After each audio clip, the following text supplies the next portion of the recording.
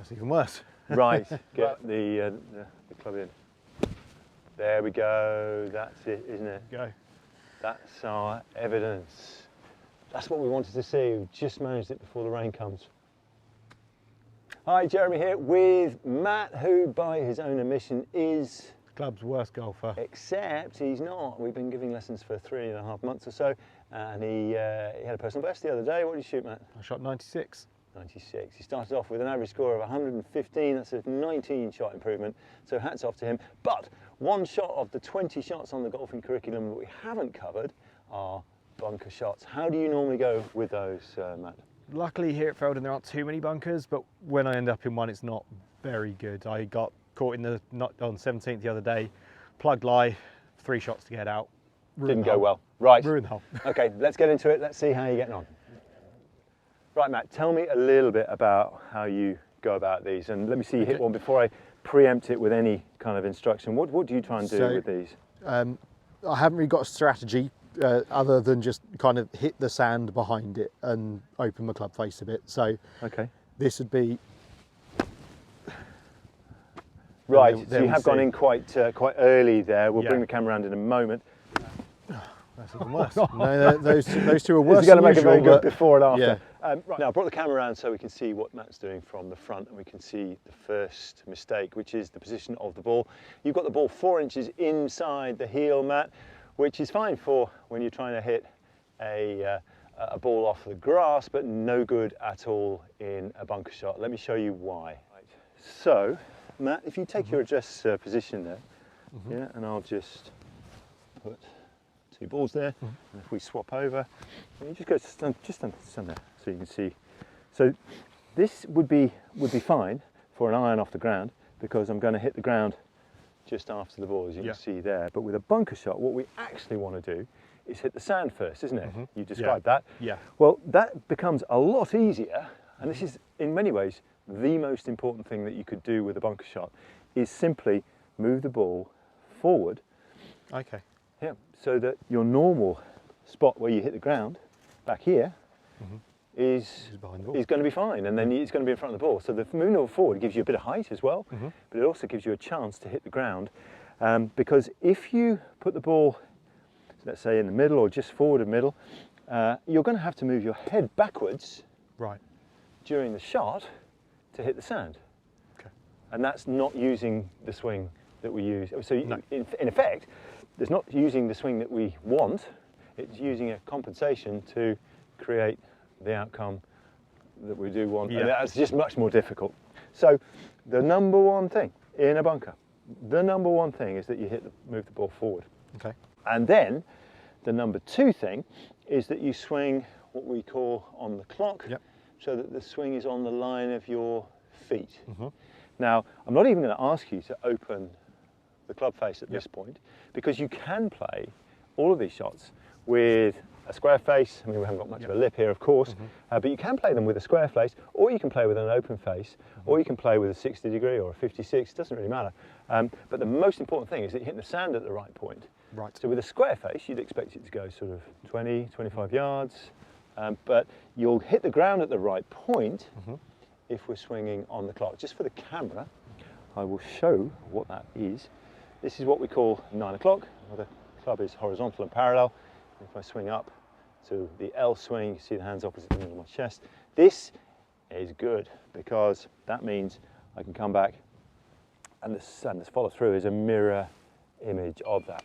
And the beauty of that is that I'm then going to hit the ground at the same point every time, just like chipping. Yeah. So you've got to swing on the line of your feet, and you've got to move the ball forwards, and those are really the rules. So let's just hit one where you have a square face, and ball forward. Right, off you go there, square face, but the ball forward, and let's see how that works. Wow. There we go. Hit that to about 6 feet. There we go. Amazing. Right. Now, this is perfect. You can feel that that's going to work. That's it, exactly. So it's just like the L swing when we're trying to hit a low punch shot. Yeah. You stay forwards. Don't ever move backwards. If I take the club, and I'll show the camera here. In a bunker shot, what you mustn't do is come back that way, because you'll hit the ground way too early, or you'll miss the ground and thin it. What you can't do from here is get the divot in the right place. You can see I have to stay forwards to be able to do that. So like any short game shot, we need to stay on the front foot during the whole thing. So two of the best bunker players I've ever seen, Gary Player was one, and a guy called John Garner, who I caddied for in the Open Championship. Both of them talked about a wristy pickup in the bunker. So you get the club up. It's the only shot in golf where you could really do that. And then, of course, you can hit down into the sand and create some speed as well. And that's what you just felt that, I hope. Yeah. Right, let's have a look. That's it. Lean forwards, wristy pickup. There we go. Amazing, isn't it? And that's with a square face. There we go, yeah. So there we've learned a 20-yarder. Yeah. So if you have the face square, it'll come 20 yards. If we want to come a bit shorter, we can't use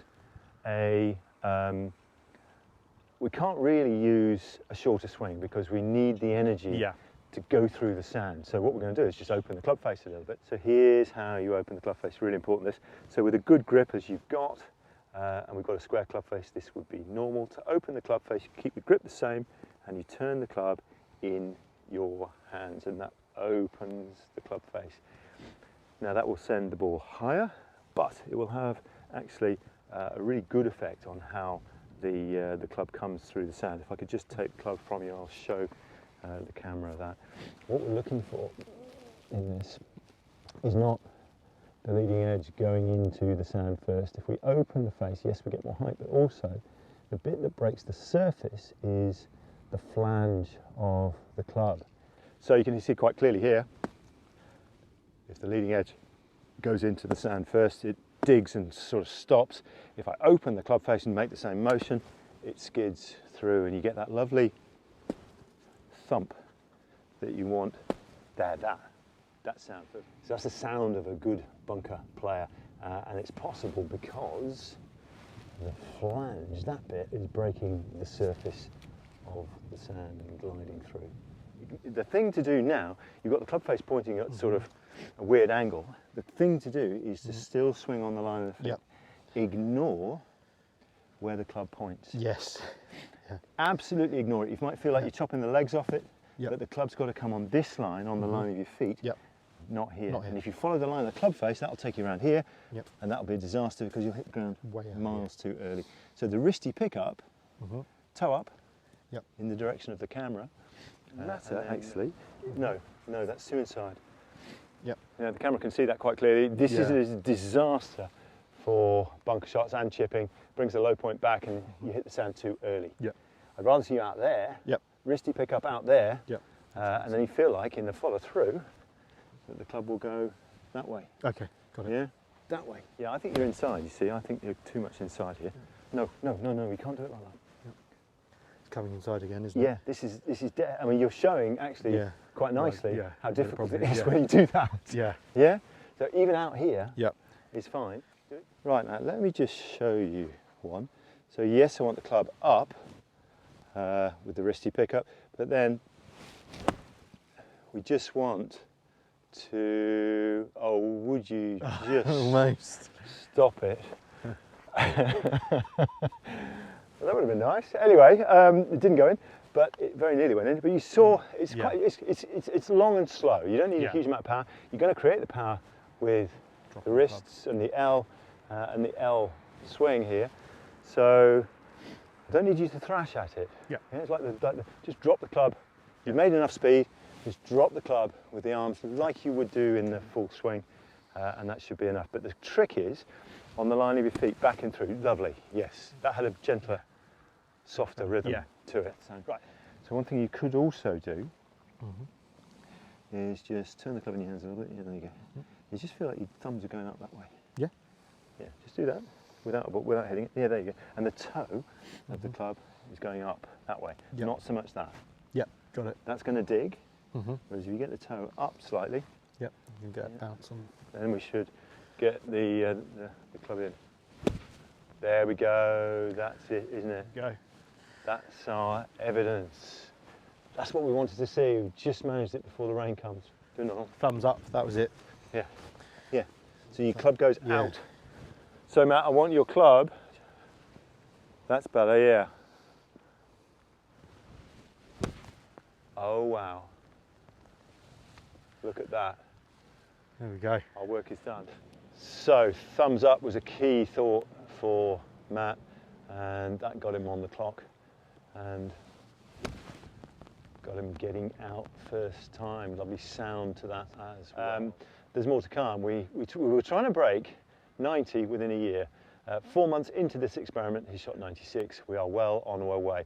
Thank you for watching. See you next time for another shot with Matt See you later. on the Golfing Curriculum.